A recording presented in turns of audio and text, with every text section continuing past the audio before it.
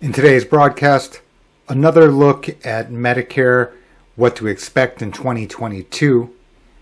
In addition to that, see me after class, where politics and your understanding about what insurance actually is, they just don't mix.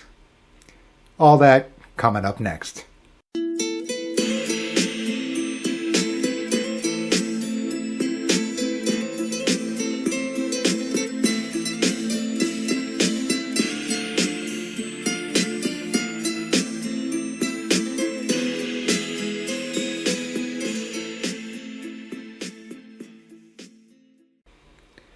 Welcome back to the Much More Than Medicare broadcast. My name's J.O. I'm the author of Maximize Your Medicare. I run GH2 Benefits. Be sure to go to gh2unfiltered.com. It is the singular place where you can see the Medicare Masterclass. It's a multi-section, multi-session look at Medicare, all the different parts and the nuances. There's certain details in there that I can't share here on the public YouTube channel or podcast. It's only there on GH2 Unfiltered. I'll send you a copy of the paperback edition of Maximize Your Medicare for free and pay for shipping in the lower 48. For less than $2 a month, I'm very sure that some piece of information inside of the broadcast will more than pay for themselves. Again, that's gh2unfiltered.com. Okay, let's just get right into it. Medicare 2022. So, over the last few days, a number of headlines coming up talking about inflation. This has been a concern. You can see gas prices, food prices, all notably higher. Used car prices, all much, much higher. So certainly CPI, which is Consumer Price Index, has increased. Now, this does affect people's Social Security payment, and you can see the article up on your screen here. This happens to be from the Motley Fool. You'll be able to find similar types of articles pretty much everywhere, because what has happened is since CPI has risen by such a dramatic degree here in 2021, you would expect that Social Security payments would also be linked to it, and it is. Now, it's without getting overly technical, there are different ways of measuring CPI, okay? And whether or not this really affects you or whether or not you are actually experiencing greater or less inflation in your daily practical lives, Social Security calculations are done specifically by CPI-W. At any rate, it looks like early indications are somewhere in the neighborhood of 5%. Now, before people think through and start multiplying the 5% times their existing Social Security payment, and let's just call it $1,500, 5%, something like $75 more a month. Okay, just to give you some round numbers to work with. Let's make sure that we understand the fact that Medicare premiums are also tied here to COLA. Meaning that what has happened in the past is Social Security COLA has been zero. And so what has happened is that the amount that the Part B premium could increase was limited. And the reason is limited is due to, a legislative clause called the hold harmless provision. And basically what it did is it said, if you were existing on Medicare and you got 0% increase in COLA as a result of COLA, you could not have an increase in your Part B premium. Nevertheless, what could have also happened is that if you did not qualify for this provision, that your increase in Part B could be greater than COLA. Is that possible? The answer to that is yes. So in fact, what could happen is a very complicated situation where your COLA went up by X dollars and your Medicare premium went by X plus Y dollars a month. That is certainly possible. Now, it looks like for next year, for 2022, that isn't really going to be the case because COLA is much higher than zero, obviously, as a result of the fact that Consumer Price Index has risen so dramatically for the first 6 months of this year. So again, just a reminder that the 5% that people are saying, oh, hooray, we're going to be looking at a higher Social Security number, while that looks to be true because that is, a legislative generated calculation, the fact of the matter is that the CMS is going to be able to raise Part B premiums by those similar types of amounts, if not more so, when COLA is higher. So while I don't have a crystal ball, you can prepare for at least 5%. Now, maybe that makes me Chicken Little to some degree. Maybe you're going to say that, well, they've done a better job of managing, the outflows of money into the Medicare system. I find that unlikely because remember, in the background, we're talking about other expansions to Medicare as proposed by President Biden. We're not even talking about the idea of lowering the Medicare eligibility age from 65 to 60, which would possibly increase the Medicare population by 24.5 million people overnight. You may think that as time passes, that competition would, limit or reduce the number of Medicare Advantage and Part D carriers in your local area. In fact, actually, I don't think that that's going to be the case. In other words, you can expect even more carriers and more plans and more confusion coming into 2022. The simple fact of the matter is that since about 35% of Medicare beneficiaries are in Medicare Advantage today, right, that the carriers see this as going to upwards of 50% of the Medicare population. This is enormous growth, obviously. So all the carriers are looking to different locations in the countries where they do not exist or where their market share isn't, what they think it could be. So just be aware, company that didn't used to exist in your area in the past can easily become a new entrant. Now, it's not that simple. And I'm not going to tell you that what we're about to review here from this news article from NPR is a dissuasion to you, right? In other words, do you really care as a buyer, a consumer? Well, yes, you should care to the degree that, in this particular case, the government is charging Humana as if they had overbilled the CMS by $200 million. But the fact of the matter is the carrier will still live up to the contract as written, right? You still have to understand Medicare Advantage. You can go to a ton of different videos that I've tried to point these out to you here on the Much More Than Medicare podcast, channel, newsletter, all these different locations.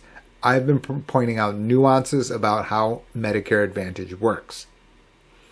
Now, in the back end, right, there is a commercial process where the carriers are fitting an allowance, right? They get an allowance from the federal government, from the CMS.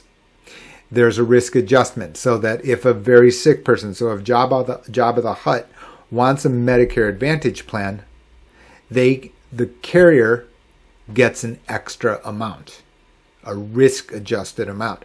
And that is the source of the controversy in this article here on NPR, which is that Humana Inc. has overcharged Medicare nearly $200 million federal audit fines. And you can see here, a Humana health plan for seniors in Florida improperly collected nearly $200 million in 2050 by overstating how sick some patients were, according to a new federal audit, which seeks to claw back the money. I'm not here to settle who's right and who's wrong here. Okay. I don't see the numbers. I won't have the ability, nor will any real private person have the ability to flip through the numbers and to be able to say, okay, party A is right or party B is right. Right? I'm not here for that debate. I am here, however, for the idea that since we don't know, I can tell you the following. If true,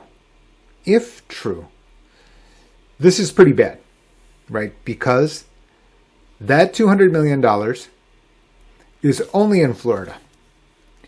And this is being taken from the taxpayer money, whether that be from the Medicare Trust Fund or from the Part B discretionary part of the federal budget. One way or the other, the carrier is getting extra monies because of the fact that Jabba the Hutt is a policy owner. So if we've got a community of all Jabba the Hutts, they get extra monies. Okay, that's how Medicare Advantage works. That all said, it's fine to, and it's attractive to say, oh, well, let's just point out at the carrier. It's this big carrier. And this has happened to other carriers, don't get me wrong. You can go under and see overbilling Medicare Advantage on Google. I'm not going to bore you with every instance. But what I am saying here is that while it's attractive to say here is an identifiable culprit, the idea that you're going to be able to systematically prove that they're systematically making it seem as if everyone's Jabba the Hutt when they're actually Mr. Perfect, I think that is a burden that is going to be very, very difficult. It generally is. It's very complicated because there are statistics involved. In addition to that, there's also error, right? So just like a hurricane, we know certain facts about Jabba the Hutt. He's 900 pounds. He has 100 units of insulin a day. He likes Jack Daniels multiple times a day.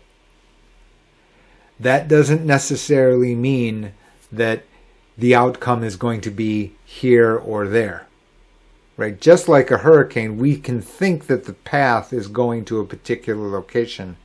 That doesn't mean the outcome is going to be a certainty. It can be both to the north and to the south. In the same way here, Jabba the Hutt, even though he has these preconditions as well as, Jack Daniels' lifestyle, that doesn't necessarily mean that he's for certain going to require huge amounts of health care and therefore the associated costs. That's why I'm saying is that you can hear that I'm slow in pointing out and just saying, yes, that guy is wrong. Or yes, they're absolutely positively wrong. More subtle than that. There are other ripple effects to the idea that Medicare Advantage being increasing in size and importance in the Medicare system. And that is here, and this is an old article from last year, but it points out the general principle, one that you've heard here on broadcast on the YouTube channel, right? Which is that when it comes to Medicare Advantage, you need to absolutely understand the network. I understand that attached to Medicare Advantage are extra benefits, dental, vision, hearing, health club memberships for seniors. I understand that these can be attractive and lucrative for people who are trying to save money. So for the policy owner, I understand all of that. That said, for me, that those are still the details. The forest, and not the leaf, is the fact that you still need to make sure that the network works. Meaning the last outcome that I want to have my clients have is to, under the idea that a particular provider doesn't belong to the network of the Medicare Advantage plan. Remember that under HMOs, right, that can be a big problem if you don't have an open network, if they don't accept that plan, because that could leave you 100% of the cost. In addition to that, that 100% of the cost doesn't count towards the annual out-of-pocket maximum under an HMO. The difference is under PPOs that as long as the healthcare provider accepts federal Medicare, they will accept the PPO. Now, the cost may be different. Your out-of-pocket cost, your copay, your co-insurance, they could be higher than if in-network. And your out-of-pocket maximum can be different, meaning higher than if you only use in-network providers. Nevertheless, inside of PPO, you will be accepted. So it's very important, and what I'm saying is that as Medicare Advantage gets bigger, changing Rubik's Cube, twisting around Rubik's Cube or kaleidoscope to find the optimal combination of healthcare providers as well as optimizing your cost is going to be more subtle. There's no way of getting around that, especially because of the fact that hospitals are entering and are becoming partners in the insurance business, meaning that you can see that certain large insurance companies or certain large hospital systems are actually the owners of Medicare plans, meaning Medicare Advantage plans, especially. And it's leaving you as the consumer in a very uncomfortable spot because you want to go to your doctor sends you a letter. I just encourage everyone to completely step back and independently think through whether or not that particular Medicare Advantage plan, that particular HMO or PPO is actually best for you. I'm going to be saying this. This is going to be my battle cry going forward here as Medicare Advantage becomes bigger and bigger part of the Medicare landscape.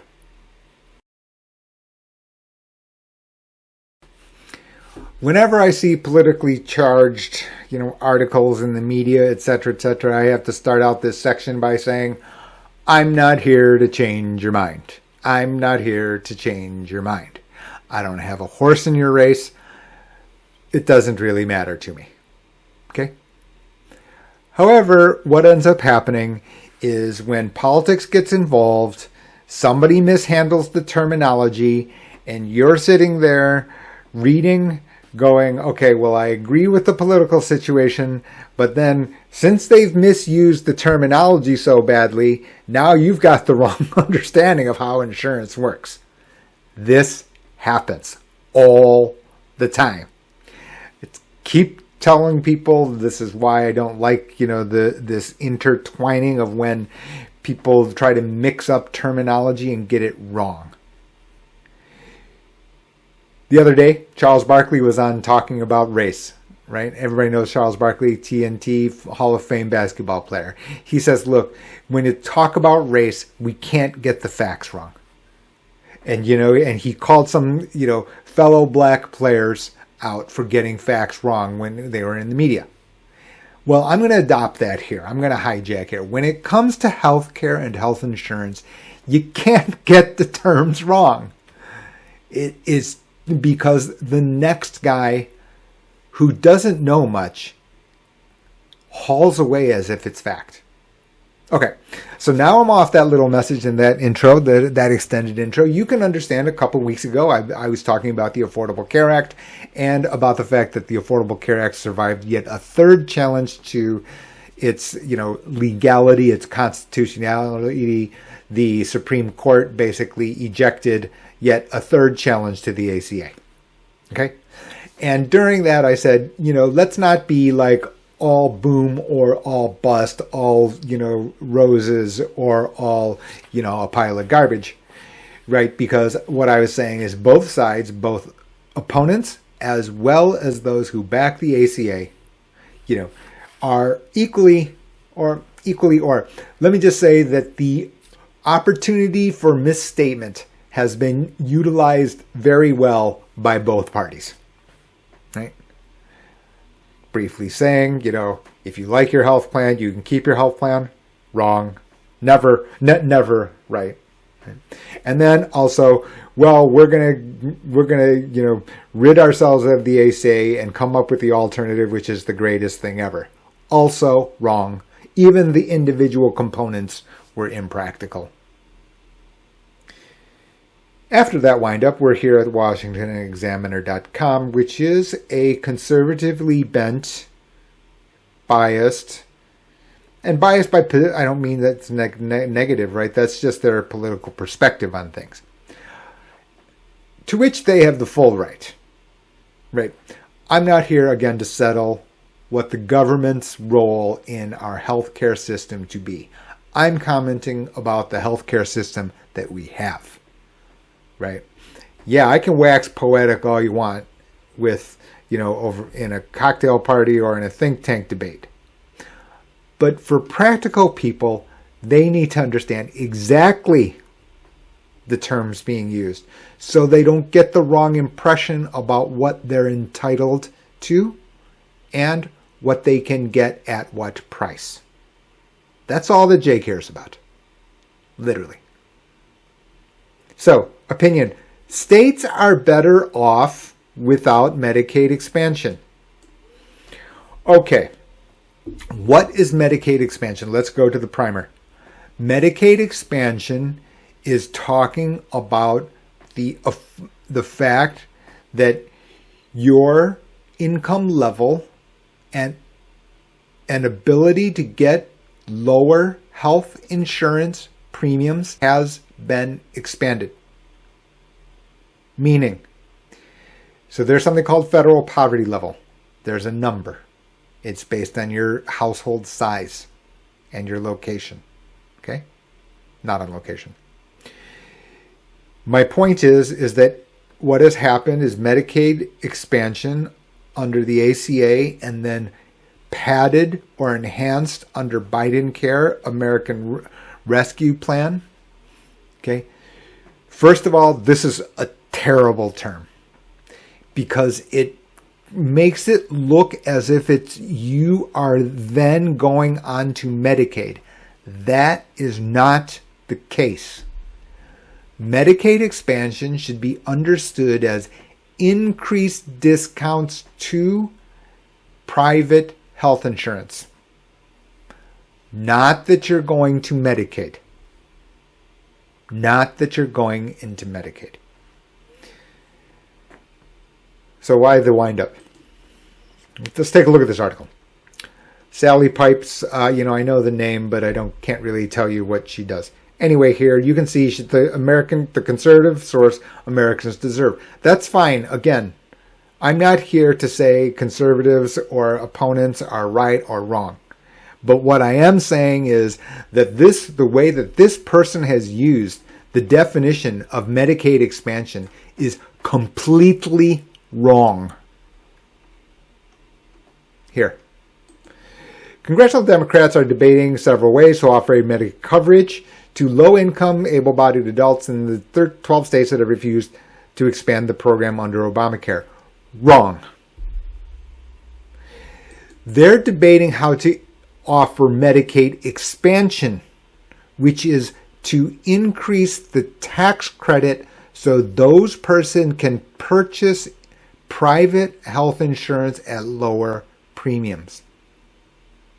That is not the same as to have those persons go onto full-blown Medicaid that this author has stated. Right away, first sentence is wrong. First sentence, wrong. Spending more dollars on the country's largest entitlement is a bad idea. Medicaid is an unsustainable program that costs a fortune yet provides low-quality care. States shouldn't have Medicaid expansion foisted upon them. Okay, that's an opinion. And you know what? She's entitled to it. She's entitled to it. Yeah. Of course, right? Medicaid is a blank check. being sent to the states. Full-blown Medicaid is that check. It is a combination between states and federal funding. But Medicaid providers, doctors, they've got to agree to be accepting Medicaid. Medicaid expansion is for lower premium to individual health insurance, which is issued by private insurance companies. From there, the doctors and hospitals are accepting that plan. Jay's Insurance HMO, Jay's Insurance PPO of Alabama, right? I'm setting up doctors, hospitals in Alabama. Medicaid expansion is to get Jay's Insurance and then match it to their doctors and hospitals. That's what GH2 Benefits does across the country. That is not the same as a person saying, okay, I'm going to full-blown Medicaid where everything is paid for by Medicaid and a different set of doctors and hospitals that accept Medicaid. This author has commingled, mixed them up, and now you're the reader, and now you understand why I'm so fired up. Right? Because now you can see Obamacare initially required states to expand Medicaid to every adult, and then in a ruling, states could choose themselves whether to extend the program. Fine. That's fine over here. Again, she has conflated these two separate things. Many did, attracted by gushers of federal dollars. That is true. The lower health insurance premiums, what I've called Biden care, all the videos showing up Biden care that are showing up on my YouTube channel, right? On the Much More Than Medicare YouTube channel. The reason that I call it Much More Than Medicare is because those tax credits increase the discount, pushing down the effective premium for individual health insurance. For normal Medicaid enrollees, such as low-income pregnant women or elderly folk, cover anywhere and the federal government pays the rest of the tab.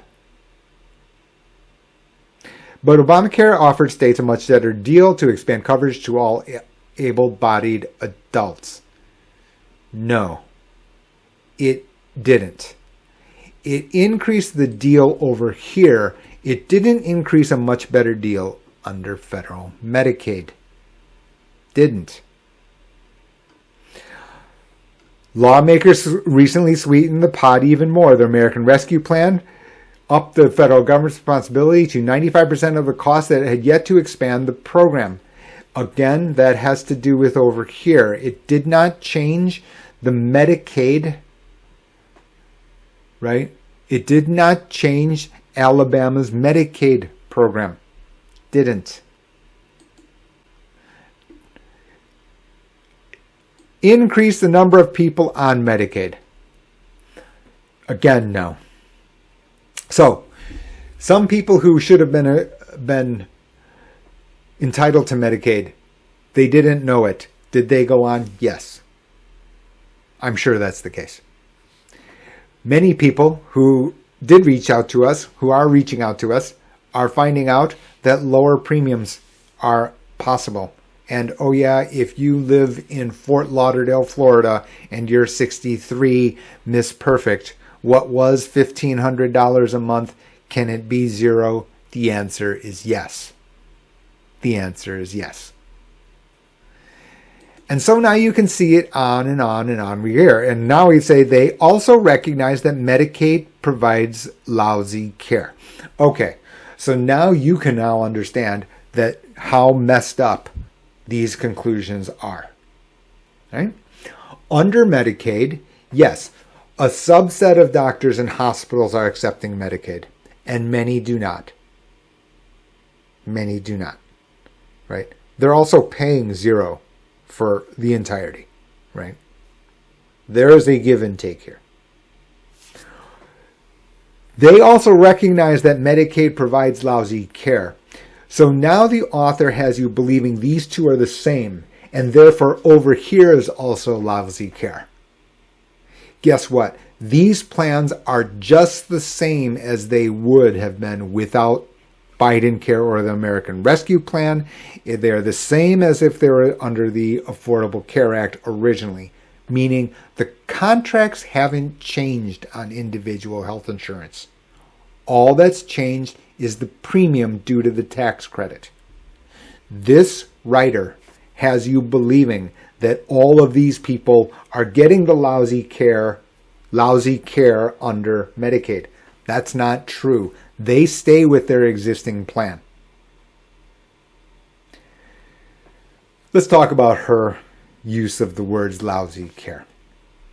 I'm not, again, here to judge it, but I'm going to tell you that this here, according to a landmark study of 12,000 randomly selected patients in Oregon who applied for Medicaid eligibility via lottery, no significant improvements in physical health outcomes compared to those who didn't. Okay. So this is, deep in the weeds, and this is kind of like opponents of Medicaid, generally speaking, like to point to this study. So let's take a look at this study. Okay, here it is. Let's presume that these are highly qualified people. That's fine. I'm going to give them that. But I'm going to point out this.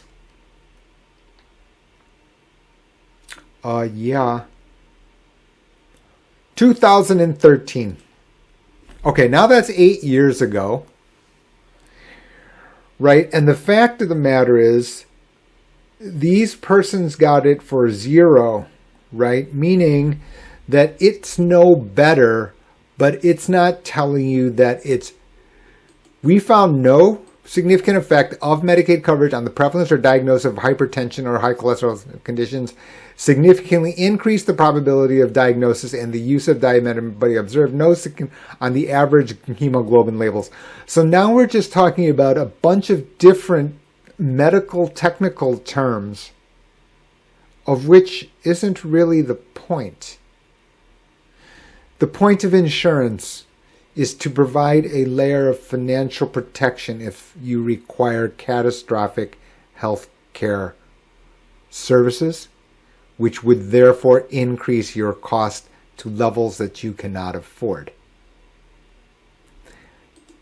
The opponents are sitting here attempting to shoot down and point out lousy care as the reason. The reality is that at that income level, with where the extra dollar is for food, right? Without judging how they got there, the fact of the matter is Medicaid has a tighter network. That is what we would expect. But the fact is that the price that they are paying for that care is also zero. Now, again, I'm not here to settle this person's conclusion that spending more federal dollars on the entitlement is a bad idea. That's a political only statement. That's a political statement. Okay? That should not be mixed up with you misunderstanding Medicaid expansion, which is lower health insurance premiums via tax credit versus Medicaid eligibility. They are not the same. During 2 weeks ago, the video when I talked about the Supreme Court case, there was a reason that I said, the selling of the Affordable Care Act to the American people wasn't on the up and up, right? If you like your health insurance, you can keep your health insurance. Never true. Never true. By that same token, on the flip side, the opponents to the Affordable Care Act, they get F- at best. And I'm being generous there. Here's another example. Didn't take even 2 weeks to show up. That's it for today, everyone. Don't forget, gh2unfiltered.com for Medicare ABCs Master's Class. MaximizeYourMedicare.com is the official website to the book. Also, This Facebook group, it is a Maximize Your Medicare community. It's a closed community. You do need to apply. I'm going to accept you. It's a place where I'm adding extra comments over headlines and other observations that I have on the fly, but are too small to really comment here on the video or on the podcast. So be sure to go there on your Facebook. Be sure to invite yourself as well as invite your friends. As always, I'm Jay. This is Much More Than Medicare broadcast. Be sure to like and subscribe. Thanks.